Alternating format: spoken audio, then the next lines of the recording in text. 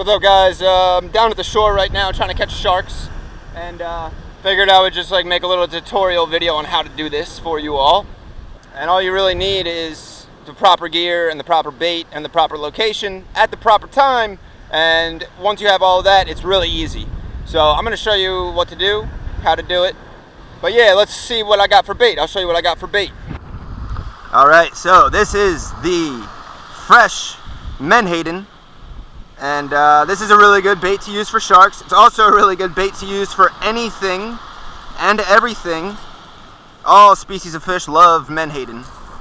This is going to be a 11-aught circle hook. And I'm just going to hook this bunker through the top of the head like that. And I use about a foot of steel leader. This is 174-pound single strand steel leader. The main line on this reel is 50-pound braid. This is a Shimano Spheros 14,000 FB, and the rod is a 12-foot star rod, 20 to 40-pound line, 3 to 10-ounce lure. And the key for sharks, you just want to fish as deep a water as you can, and that usually means casting as far as you can.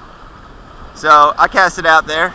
This water here isn't that deep, actually. It's probably 6 or 7 feet deep, but there's like a decent number of sharks around, so that should be fine. All right, we're casting out. I don't know what else to tell you about this. I mean, water temp's over 65, as deep a water as you can. Fresh bait. After that, it's a waiting game. So let's wait.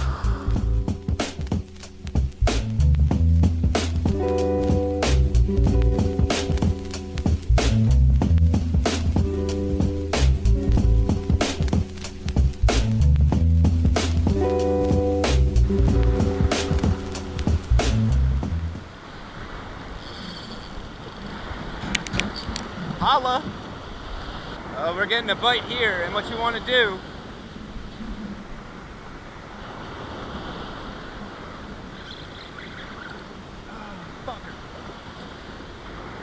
Alright, so in the world of shark fishing there are going to be ups and downs, and right now it just broke off, so we got to re-rig. Like I said, I'm using an 11-aught circle hook. You just want to make sure it's a thick circle hook. You can use J-hooks, just make sure that it's strong. Right, and I did a haywire twist to connect the hook to the leader, and I also did a haywire twist to connect the swivel to the leader. But now we're taking the fish finder rig and we're putting it through the monofilament, right? And we're going to use a polymer knot to tie the rig on. I use the same knots that I use with this 200-pound line that I use for any other kind of fishing. So we're just going to polymer knot this. Yeah, you need some snips, all right?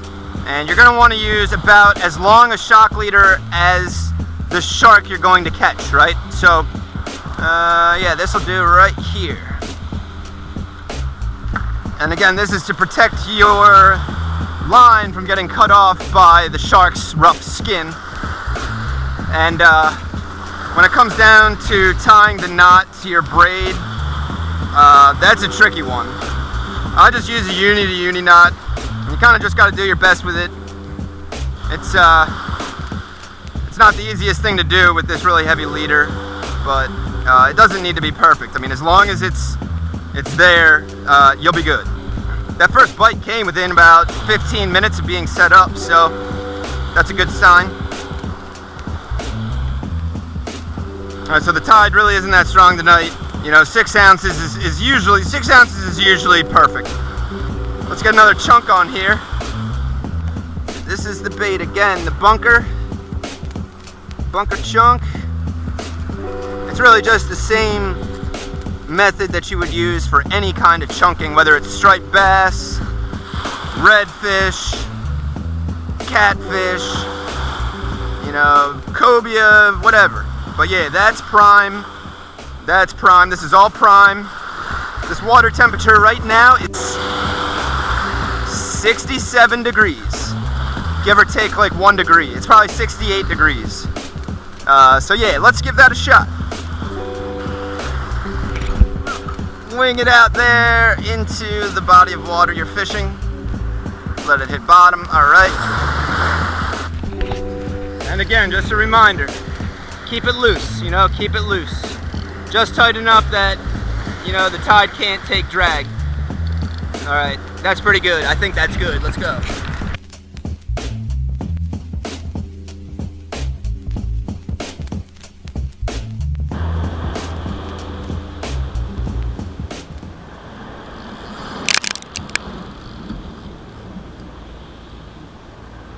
There's a bite.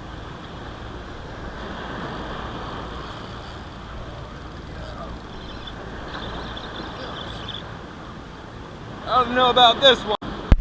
Alright, so it took a little longer than I had hoped, but we finally stuck a hook in a shark. Finally stuck a hook in a shark.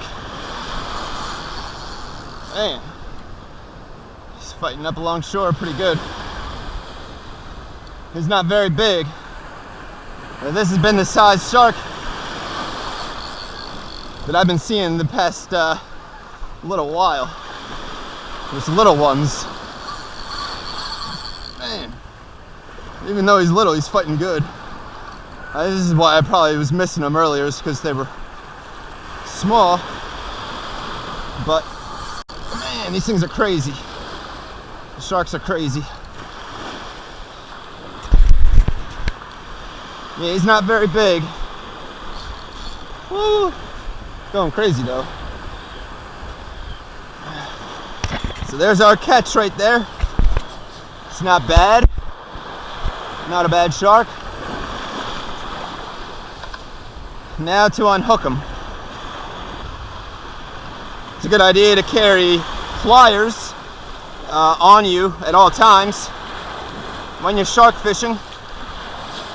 Because, you know, you never know when you're going to get a bite, and if it's going to be a big shark, he might run you hundreds of yards down the beach, and last thing you want to do is have to like run back to your campsite to get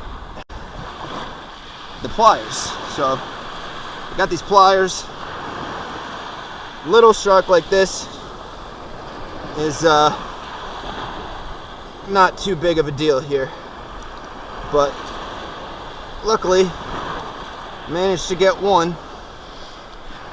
And yeah, he's pretty small for a shark, but he is a shark. It is the targeted species, and it took me a lot longer than I would have liked to catch him. Ooh, gotta watch his teeth, because they got teeth. So my buddy Jude was doing this the other night, grabbing by the dorsal fin and the tail for the release on these little ones. And there he goes. Alright, so that was the first shark. It took, I don't know, 2 hours to finally get one on the beach. Missed one, broke one off, so I missed two. But finally got one. And I've still got some bait and some daylight left, so I'm going to cast back out. That's not the right size, you know what I mean? That's not a sea money fish right there. But this is the last bunker that we got. Last bunker. Here's what we got. The head chunk, the body chunk, and the tail chunk. Alright, 3 chunks. And that shark hit the body chunk. I don't know, earlier I had a bite on the head chunk. It really doesn't matter. It really doesn't matter. It's all good if you're a shark. Sharks love any kind of chunk. They're hungry creatures. And the crabs are so bad right now. Usually I like to hook these bunker right through the top like this, but the crabs are so bad and they're eating away all this meat, so instead I'm gonna hook it through the nostril, right? Just like that.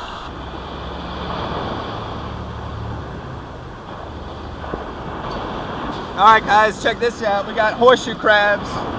Yeah, these 2 horseshoe crabs, they're doing the nasty right here where I'm fishing. And I don't know, they were getting pretty tossed around by the waves there, so I don't know, I figured I better step in and help them. But yeah, this is them. These things are some prehistoric creatures. Ugh. We're gonna release them. Alright, now the horseshoe crabs are back in the water. And we're waiting for the shark to bite.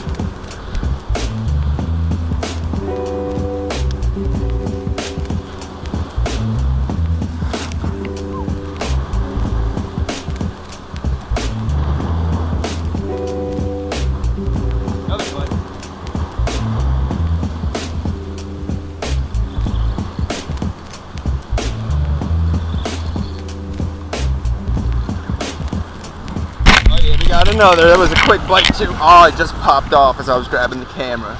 Just popped off. Alright, so that shark popped off. This is my second to last piece of bait here. And I mean, it's really just about getting dark anyway, so.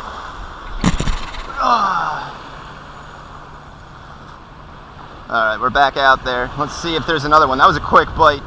And if it was a shark, I don't know. I kind of feel like he was a little one just from the way he was biting. But it's tough to say. Alright, the seaweed definitely just came out of nowhere. Big mountainous globs of seaweed. And I have one piece of bait left. I'm going to throw it back out there and see if I can get one more bite. But I don't know, I'm just about done. But yeah, let's try one more time here. Alright guys, the seaweed is really bad. I'm out of here. I'm about to reel in and leave. We're also out of bait and we're out of daylight. We caught one shark, barely scratched by with one shark, so I can publish this video. It's okay, because mission accomplished. Even though it wasn't a big one.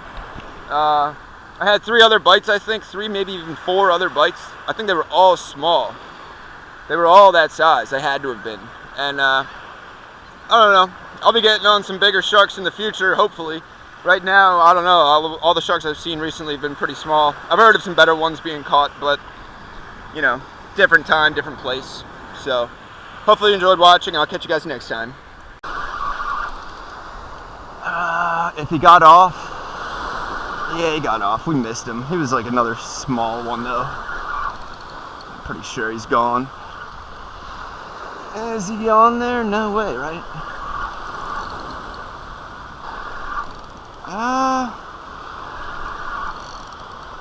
Yo, I don't know what's going on right now. He's on there. He's on there. We got a fish on, dude. That's crazy. That's crazy. I don't know. I think that's pretty crazy. Wow. Look at that. Whew.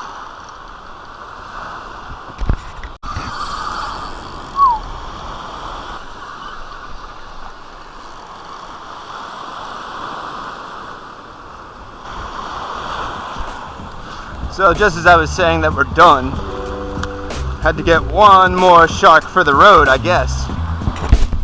Alright, that was pretty cool. I was not expecting to get another shark after the seaweed came through like this. Seaweed moved in crazy. And the miracle shark hit at the last possible second. I was literally just turned off the GoPro and was about to reel in. And this guy hit. He's the same size, you know, not big. Not big at all. This one does not want to calm down at all. He's kind of just, he looks pretty miserable right now. If he would just relax, I would get this hook out of here. Come on, buddy. Hey, there's a little brown shark right here.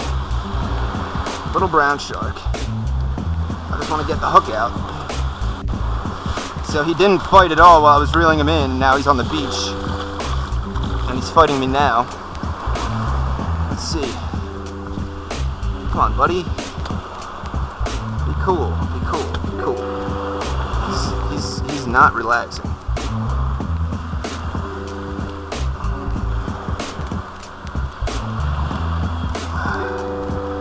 Gotta get that hook out. Now he's on my side. He knows that I'm here to help.